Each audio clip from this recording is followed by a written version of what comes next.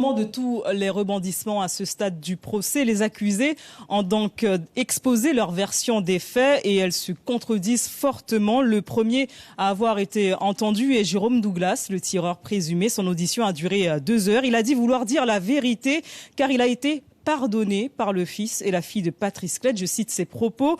Si les autres ne veulent pas dire la vérité, c'est qu'ils n'ont pas de cœur. Il reconnaît être l'auteur du tir. Sa version ne contredit en rien ses premiers propos depuis l'instruction. Néanmoins, il soutient encore ne pas avoir tenu son arme en visant la tête et affirme toujours avoir tiré accidentellement.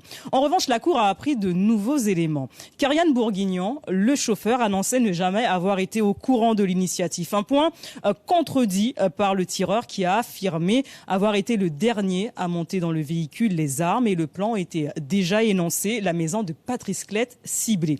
Ces derniers avaient rôdé dans le lotissement, puis dit descendre, aller récupérer l'argent chez le monsieur. On retiendra aussi ce nouveau fait. Jérôme Douglas, le tireur présumé, affirme qu'un ancien codétenu savait que l'un de ses complices avait été le jardinier de la famille Klett. On a aussi appris qu'une lettre de confession du crime anonyme a aussi été envoyée à la justice. Elle aurait été écrite par le tireur présumé. Ce dernier nie l'avoir fait. Alors Nickerson en est, comme je vous l'ai dit, au moment de tous les rebondissements. A été également entendu tout à l'heure Yannick Mackenzie, l'homme au rôle le plus passif. Il n'avait pas d'arme mais était présent sur les lieux. Il change pour la 5e fois de version des faits depuis son arrestation.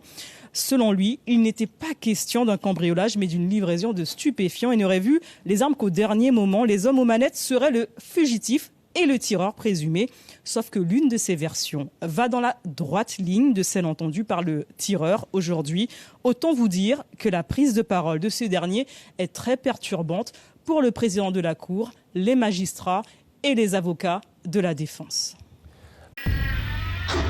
Suivez l'info sur Guyana Première, télé, radio et Internet.